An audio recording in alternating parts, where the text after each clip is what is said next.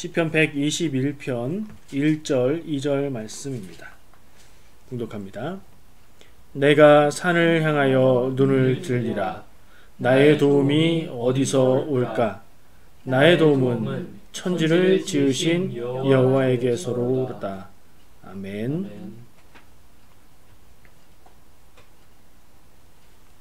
이야기를 하나 나누면서 말씀을 같이 나눠 볼게요. 제목을 하나님 도와주세요 라고 검색을 해봤어요. 왜냐면 오늘 말씀 본문도 그렇고 주제가 그래요. 하나님의 도우심을 이야기하려고 합니다. 그래서 하나님 도와주세요 라는 제목으로 검색을 해봤더니 어떤 이야기를 하나 발견하게 됐는데, 이야기가 아니라 뉴스였어요. 2018년에 8월달 여름에 미국에서 있었던 일입니다. 미국의 조지아주의 메이컨이라는 도시에 사는 어떤 소녀의 이야기인데요. 이름은 마이키아 커리라는 소녀예요. 이제 대학 갈 때가 돼서 대학교에 진학을 했고 대학에 합격을 해서 알바니 주립대학에 진학을 하게 됐답니다. 근데 그녀의 집은 아주 가난했대요. 왜냐면 장애를 가진 어머니와 함께 살고 있었는데 그 어머니의 재정 형편이 딸의 대학 비용을 지원할 형편이 되지 못했던 거죠. 미국도 대출할 수 있는 제도가 있어서 학자금 대출을 통해서 등록비와 렌트비는 마련을 했는데, 아마 제도가 어떤지 정확하게 모르겠지만 생활에 필요한 물품들을 준비해야 할 돈은 없었다고 합니다. 그래서 그녀는 집에서 이 일로 고민하고 하나님 앞에 기도하고 하다가 어느 날 하나님께 이 기도를 정말로 올려드려야 되겠다는 생각이 들어서 헬륨 풍선을 만들어서 헬륨 풍선을 사서 헬륨 풍선 3개에다가 하나님께 편지를 써서 그 끈에 묶어서 날려 보냈답니다. 편지는 아주 간단하게 God help me 하고 필요한 것들 내용들을 쓰고 거기에 이름하고 전화번호를 썼대요. 그리고 풍선을 날려 보냈는데 어떻게 됐을까요? 여러분들 날려 보내는 헬륨 풍선 하늘로 막 올라가잖아요. 어디까지 올라갈 것 같아요?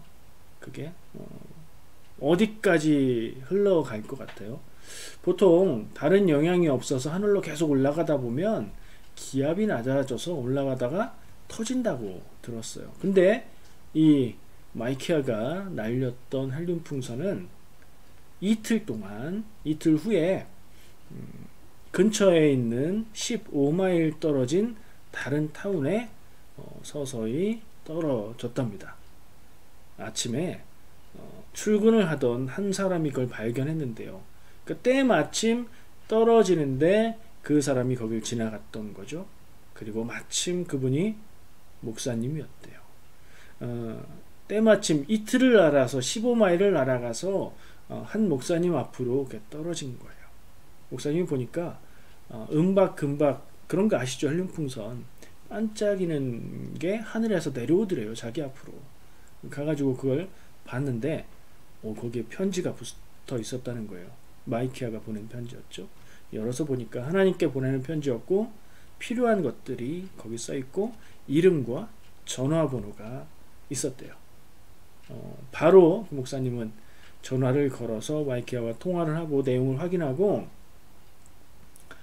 내가 그 필요한 것들을 지원해 주겠다 그렇게 얘기한 다음에 바로 다음날 그 교회 성도들과 함께 냉장고와 이불과 이런 물품들을 준비해서 15마일 떨어진 그 메이컨에 가서 이 마이키아에게 물건들을 전달했다 하는 뉴스가 미국의 방송의 뉴스가 있더라고요.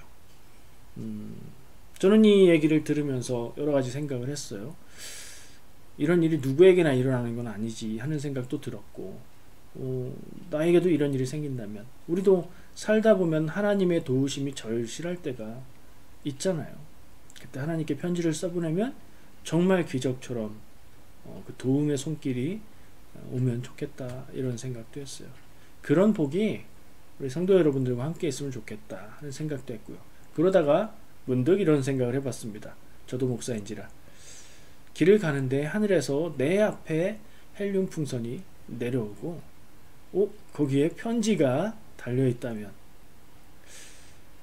어떻게 하지? 꺼내서 읽어봤을 때 상상이니까요. 제가 장난스러운 상상을 해봤어요. 읽어보니까 이렇게 써 있습니다. 이 편지는 영국에서 최초로 시작되어 농담이고요. 나도 기쁜 마음으로 도울 수 있겠다 하는 생각을 해봤어요. 왜냐면 전화해서 내용을 확인해 보면 거짓이 아닌 건 알 수 있고, 그런 걸 거짓으로 할 사람이 누가 있겠어요? 근데 사실이라면 그걸 도울 수 있는 기회가 나에게 주어진 게 오히려 기쁨이겠다, 그런 생각이 들었습니다. 여러분들은 이렇게 하나님께 편지를 풍선에 달아서 올려 보낼 만큼 어떤 간절하고 절박한 때가 있었습니까? 이 이야기의 당사자 마이케아 커리는 이게 어딘가에 누군가에게 떨어질 거라는 생각은 안 했고, 그냥 정말 그렇게 되지는 않겠지만 하나님께 내 기도가 닿았으면 하는 마음으로 날려 보냈다고 합니다. 오늘 아까 우리가 혹시 못 보신 분들은 찬양을 함께 못 하셨겠지만, 어쨌든 첫 번째 찬양 선곡으로 내가 산을 향하여 눈을 들리라, 그 찬양을 함께 불렀습니다. 이 찬양의 배경이 되는 시편의 말씀이에요. 시편이니까 노래인 거죠. 내가 산을 향하여 눈을 든다. 나의 도움은 어디서 오나? 천지를 지으신 하나님에게서부터 온다. 그 하나님은 졸지도 주무시지도 아니하고 나를 도우시고 보호하시고 인도하신다 하는 믿음의 고백을 담은 찬양입니다. 인간의 연약함은 늘 도움을 바랄 수밖에 없습니다. 능력이 부족하기 때문에 그렇기도 하고요. 능력이 있든 없든 간에 정서적으로, 마음으로 누군가 의지를 하면 불안하지 않고 편안해지기 때문에 그런 것 같습니다. 여러분도 충분히 공감이 되실 겁니다. 정말 힘들고 어려울 때, 이 마음의 중앙이 뚫린 것 같고 마음이 서늘한 느낌이 드는 그때에 누군가 나의 마음을 따뜻하게 알아주고 들어주고 위로해 줄 수 있는 사람이 있으면 좋겠다. 더불어 나의 힘든 일들을 해결해 줄 수 있으면 좋겠다. 누구나 그런 생각을 할 겁니다. 살면서 만나는 일들 중에 우리가 스스로 해결하기가 정말 어려운 문제가 몇 개 있는 것 같습니다. 여러분들의 문제는 무엇이었나요? 제가 생각할 때는 이 사람과 사람 사이의 관계의 문제, 인간관계의 문제가 어렵게 되었을 때 사람의 능력으로는 쉽게 풀기가 어렵다는 생각을 했고요. 또 건강의 문제, 의도하지 않게 기대하지 않았던, 생각도 못했던 건강에 문제가 생겨서 치료를 받아야 하고 그것이 쉽지 않고 어려운 일일 때 우리는 정말 어찌할 바를 모르고 하나님 앞에 기도할 수밖에 없지요. 어쩌면 재정적인 문제가 우리가 해결하기 어려운 문제인데요, 재정적인 문제를 하나님이 해결해 주시면 좋겠어요 하는 생각이 들지 모르겠습니다. 근데 제가 생각해 보니까 이 재정의 문제는 하나님의 도움이 필요한 문제라기보다 사람이 해결할 수 있는 문제인 것 같아요. 재정의 문제가 아주 크고 사람의 능력으로 해결할 수 없는 상태다? 그러면 하나님이 도우실 겁니다. 믿으시길 바랍니다. 근데 보통 제가 생각하기에 일반적인 재정의 문제는 사람이 노력하고 바꾸고 힘을 쓰면 해결할 수 있고요. 그리고 또 이 재정 문제의 많은 경우는, 다라고는 할 수 없지만 많은 경우는 재정의 문제가 아니라 사람의 문제인 거예요. 삶의 질서가 없다든가 재정의 규모가 방탕하다든가 믿으면 안 될 것을 믿는다든가 그러면 큰 문제가 생기는 경우가 있죠. 그러면 이건 재정 문제로 해결할 게 아니라 그 원인이 되는 근본적인 부분을 우리가 해결해야 되는데 이건 사람이 해야 됩니다. 문제가 있는 걸 깨닫고 발견해서 이거를 고치고 해결해야 돼요. 스스로 해야 됩니다. 도움을 받아야 되면 도움을 받아야 될 수도 있지요. 자, 제가 굉장히 어렵다 하는 문제로 꼽은 두 가지, 사람 사이의 인간관계의 문제, 그리고 건강의 문제. 이거 좀 생각해 보죠. 관계의 문제는 우리가 이 관계에 있어서 문제가 생기면 굉장히 괴롭기 때문에 해결하려고 노력을 많이 합니다. 그죠? 나하고 친했던 사람이 나하고 관계가 어려워졌다, 나 때문이다 혹은 그 때문이다 그럴 때 이거 풀고 싶지 않은 사람은 없죠. 그래서 이런저런 방법으로 풀려고 노력을 해봅니다만 이거 잘 되지 않습니다. 왜 그러냐면 문제가 명확하게 있고 그 문제를 딱 해결하면 풀리는 게 아니라 사람의 마음의 문제이기 때문에. 그렇죠. 사람의 마음의 문제라서 문제 해결이 쉽지가 않습니다. 근데 또 반대로 사람의 마음에 달린 문제이기 때문에 의외로 굉장히 불안하고 두려워하고 어렵다 생각했던 것보다는 쉽게 풀리는 경우도 있죠. 그리고 사람의 마음에 달린 문제라서 더욱더 하나님의 도우심이 중요한 일입니다. 이런 문제를 만났을 때 우리는 어떻게 해야 됩니까? 하나님을 의지하고 하나님의 도우심을 구해야 하지 않겠습니까? 또 건강 문제, 우리가 건강 문제에 있어서만큼은 참 기도를 안 할 수가 없지요. 건강하게 살려고 노력하고 약도 먹고 내 건강이 약한 부분들을 챙겨보기도 하지만 언제 어디서 어떻게 어떤 질병 어떤 사고 무슨 일을 당해서 건강에 문제가 생길지 우리는 알 수 없습니다. 이웃들이 아는 사람들의 건강이 약해졌다, 병이 있다 하는 얘기를 들으면 마음도 아프고 기도도 하지만 나도 그럴 수 있다 하는 불안함이 우리를 찾아옵니다. 정말 사람의 힘으로 어쩔 수 없는 부분인 것 같습니다. 만약에 여러분에게 건강에 문제가 생긴다면 알려주시기 바라고 같이 기도하면서 이겼으면 좋겠고요. 아픈 곳을 치유하시는 하나님의 능력을 경험하시기를 축복합니다. 의사를 통해서 치료할 때 모든 것이 합력하여서 선을 이루는 하나님의 은혜가 함께하기를 늘 기도하고 있습니다. 조윤주 집사님 경우도 그렇고 이전에 모든 건강의 문제로 기도 요청을 했던 분들과 함께 그렇게 해왔습니다. 그리고 또 바라기는 건강한 생활 습관으로 하나님이 주신 인생을 아름답게 살기를 축복합니다. 근데 이게 제일 어려운 것 같아요. 할 수 있으시기를 축복합니다. 자, 우리가 어려움을 만나서 도움을 구하는데 생각을 해봤어요. 그러니까 하나님의 도움을 기대하는 게 맞지만 어려운 일을 만났을 때 우리는 어떻게 하는가 생각을 해보니까 사람에게 도움을 구하고 어떤 기관의 도움을 찾고 내가 해결해 보려고 노력하고 그러죠. 그러다 안 되면 하나님을 찾는데 도움을 구하는데 맞지 않는 곳에 도움을 구하면 어떻게 될까요? 맞지 않는 곳에 도움을 구하면 해결이 안 되겠죠. 맞는 곳에 구해야 해결이 될 겁니다. 한국에서 불이 났는데 화재 신고 어디지? 몇 번이지? 112 전화하면 돼요, 안 돼요? 되긴 될 겁니다. 연결해 줄 거예요, 아마. 한국은 그 정도 시스템은 돼 있을 거라고 생각해요. 근데 이 화재 신고는 112 아니죠. 범죄 신고를 해야 되는데 어디지? 119 그럼 돼요, 안 돼요?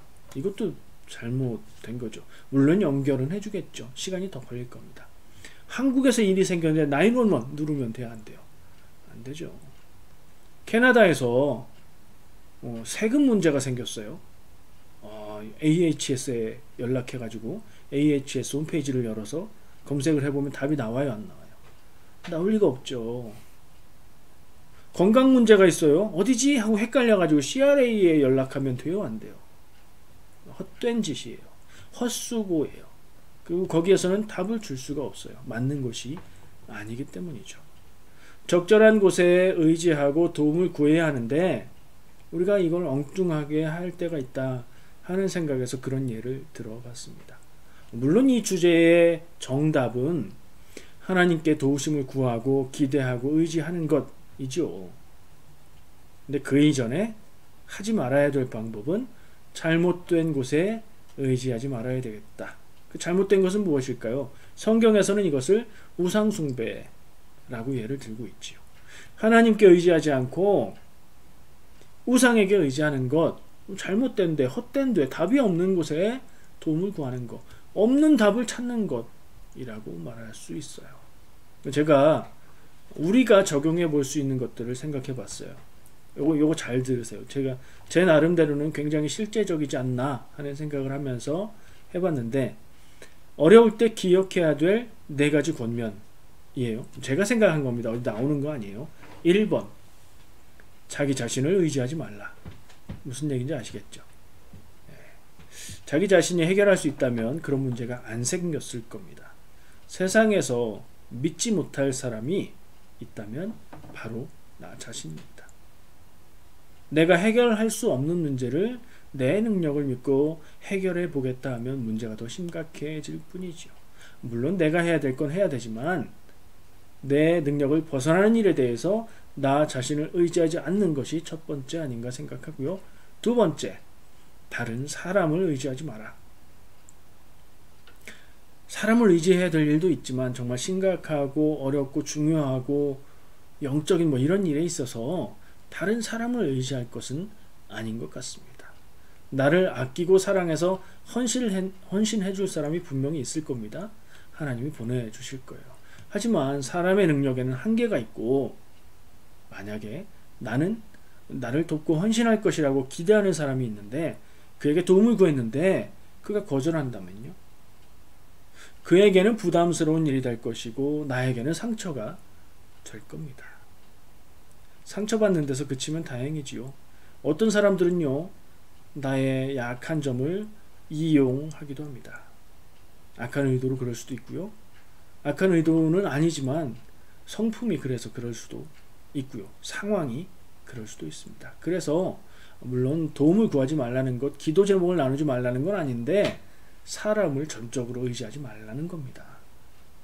사람은 나를 비롯해서 누구도 믿을 만한, 의지할 만한 대상이 되지 못하기 때문입니다. 세 번째, 너무 걱정하고 절망하지도 말라. 호들갑 떨지 말라, 이렇게 표현할 수 있을 것 같아요. 일만 생기면 너무 걱정하고 너무 당황하고 이러는 분들이 있어요. 도움이 전혀 안 됩니다. 침착한 것이 도움이 되지요.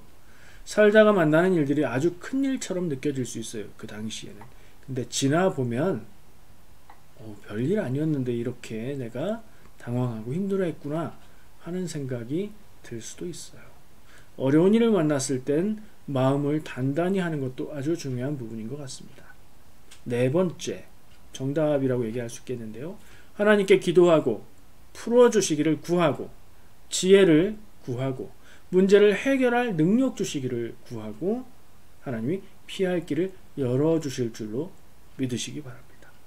요 얘기하려고 앞에 1, 2, 3번 얘기한 거예요. 근데 1, 2, 3번도 참 중요한 것 같아요. 다시 한번 타이틀만 말씀드려 볼게요. 어려울 때 기억해야 될 4가지 권면, 제가 드리는 권면입니다. 첫 번째, 자신을 의지하지 마라. 두 번째, 다른 사람을 의지하지 마라. 세 번째, 너무 걱정하고 절망하지 마라. 네 번째, 이건 다 말해볼게요. 하나님께 기도하고 풀어주시기를 구하고 지혜 주시기를 구하고 문제를 해결할 능력 주시기를 구하고 피할 길을 열어주실 것으로 믿으라. 이렇게 살아가시기를 축복합니다.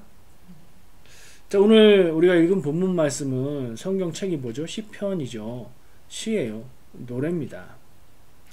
이 시를 이 사람이 평안하고 아무 일도 없는데 상상으로 지었을까요? 어렵고 힘든 일을 겪은 사람이겠죠. 겪고 있는 중에 믿음의 고백으로 썼을 수도 있고, 겪고 나서 풀리고 해결되고 나서 하나님을 의지하는 것을 생각하며 쓴 글일 수도 있을 거예요. 그런 생각을 해봤어요. 이 시를 지은 사람도 우리도 하나님의 도움이 필요한 존재라는 것을 생각합니다. 근데 이 시의 내용을 볼 때 하나님의 도움이 이렇게 절실히 필요한 사람이 부자거나 풍족한 사람은 아니겠다 하는 생각을 해봅니다. 물론 부자여도 어려움이 있고 걱정이 있고 풍족해도 겉으로만 그렇게 보일 뿐 그러지 않을 수도 있지요. 어쨌든 평안하고 문제가 없는데 하나님의 도움을 구하진 않을 거란 말이에요. 그런 생각을 해볼 때 아마도 이 시를 지은 사람의 형편은 가난하고 연약한 사람이었겠다 하는 생각을 합니다. 실제로 현실이 그렇지 않았다 하더라도 심령이 가난하고 영혼이 연약한 사람이었겠다, 이런 생각이 듭니다. 가진 것 없는 사람은요, 능력도 없고 도울 사람도 없을 때는요, 하나님밖에 의지할 데가 없겠죠. 그런데 하나님의 도움은 누구도 빼앗아갈 수 없는 줄 믿습니다. 가장 중요하고 유효한 의지할 뿐인데 그 하나님의 도우심은 누구도 빼앗을 수 없습니다. 이것을 믿으십니까? 이 믿음 가지고 굳건하게 하나님 의지하고 살아가시길 때 우리가 승리하게 될 줄 믿습니다. 이 사실이 여러분에게 위로가 되기를 바랍니다. 특별히 어렵고 힘들고 외롭고 괴로움 중에 있을 때 이 믿음 가지고 위로받으시고 이기시기를 바랍니다. 누구나 그 뜻을 따라 살며 믿고 의지할 수 있는 그분이 가장 능력 있으신 분입니다. 우리 하나님이 우리의 도움의 근거가 되십니다. 그리고요, 하나님은 거절하는 분이 아니십니다. 겸손하게 연약함을 구하면 들으시고 응답하는 분이십니다. 자, 이쯤에서 저는 한 가지 의문이 들었습니다. 하나님께 도우심을 구하면 누구나 응답받을 수 있을까? 하나님께 기도하고 간구하고 그러면 누구나 응답받을 수 있는 걸까? 그런 문제가 뭐예요? 나쁜 사람, 남을 괴롭히는 사람, 큰 죄를 지은 사람도 하나님께 간구하면 응답하시고 도우실까? 이건 우리가 의문이 들죠. 그래서 제가 한번 생각하고 정리를 해봤습니다. 신약 성경에 있는 예수님의 말씀이 떠올랐습니다. 그 말씀을 적용해 보니까 아주 명확하게 구분이 되었습니다. 마가복음 2장 17절 말씀입니다. 들으시면 아실 거예요. 제가 읽어드릴게요. 예수께서 들으시고 그들에게 이르시되 건강한 자에게는 의사가 쓸데없고 병든 자에게라야 쓸데있느니라. 나는 의인을 부르러 온 것이 아니요 죄인을 부르러 왔노라 하시니라. 이 말씀이 조금 무슨 얘기지 하다가 금방 떠오르지 않으십니까? 인간은 모두 죄인인데 스스로 의인이라고 생각하는 자칭 의인인 죄인은 은혜를 구하지 않으니 도움을 받을 수 없죠. 그런 교만한 마음이 하나님 앞에 나아가는데, 하나님 앞에 간구하는데 장애가 돼서 하나님께 기도가 전해지지 않습니다. 이 교만한, 본질은 죄인이지만 교만하여서 자기 죄를 모르고 의인이라고 생각하는 사람은 하나님께 기도하고 간구해도 전달되지도 않고 하나님이 도움을 주시지도 않는다. 그러면 그렇지 않은 사람, 스스로 연약하고 죄 있는 것을 알고 겸손한 마음으로 하나님 앞에 애통, 슬퍼하며 이 연약함을 그대로 드리고 기도하면서 하나님의 도우심을 구하는 겸손한 마음에 죄인이지만 하나님이 의롭게 보시는 사람들, 그들의 간구는 하나님이 들으시는 줄 믿습니다. 하나님의 도우심이 함께 하시는 줄 믿습니다. 이 말을 제가 하나님이 돕지 않으시고 미워하는 사람들이 있다, 하나님은 이런 사람들은 얄미워서 안 도우신다, 이런 뜻으로 하는 말이 아닙니다.